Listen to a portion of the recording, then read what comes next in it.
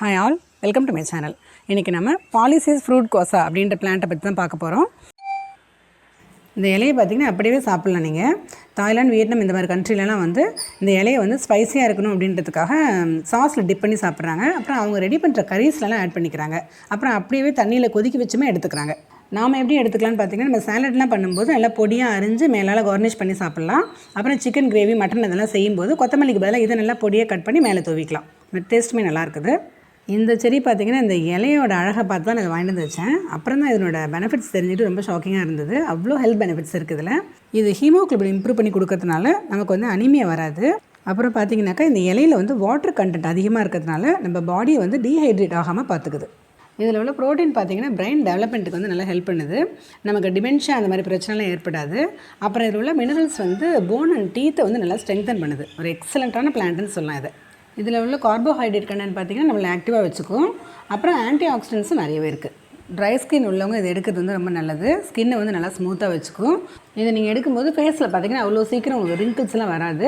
Aged லுக்கே உங்களுக்கு ஏற்படாது. பெண்கள் வந்து கண்டிப்பாக எடுத்துக்கணும். இதை இந்த பீரியட்ஸ் டைமில் வந்து டீனேஜ் பொண்ணுங்கள்லாம் கொஞ்சம் கஷ்டப்படுவாங்க வயிற்று வலியினால். ஸோ இதை அவங்க எடுத்துக்கும்போது அந்த கிராம்ப்ஸ்னால் வர பெயின்லாம் இருக்காது. ப்ரெக்னென்ட் விமன் இதை எடுத்துக்கிறது வந்து ரொம்பவே நல்லது. கரு ஆரோக்கியமாக வளர்கிறதுக்கு நல்லா ஹெல்ப் பண்ணுது. என்னோடய பெனிஃபிட்ஸ் எல்லாமே பார்த்தாச்சு. இப்போ இந்த செடி எப்படி வளர்க்கலாம் அப்படின்றத பற்றி பார்க்கலாம். ரொம்ப ஈஸி தான் அதை வளர்க்குறது. நான் பார்த்திங்கன்னா இனிஷியலாக ஒரு சின்ன செடியை தான் வாங்கிட்டு வந்தேன் நர்சரியிலேருந்து. சின்ன பாட்டில் தான் வச்சுருந்தேன்.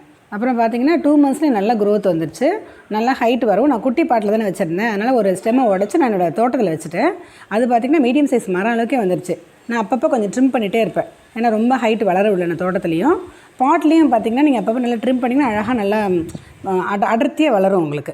இந்த செடி பார்த்திங்கன்னா செமி ஷேட் ஏரியாலையும் வச்சு வளர்க்கலாம். டேரெக்டாக வெயில் பட்டாலும் ஒன்றும் பிரச்சனை இல்லை. இப்போ நான் பார்த்திங்கன்னா தோட்டத்தில் வச்சுருக்க செடி வந்து டோட்டலாக சன்லைட் படுற மாதிரி தான் இருக்குது.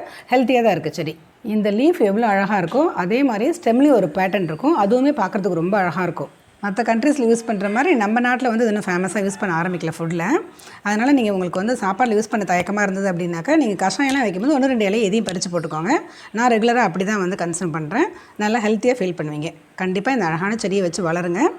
உணவாகவும் எடுத்துக்கோங்க. தேங்க்யூ.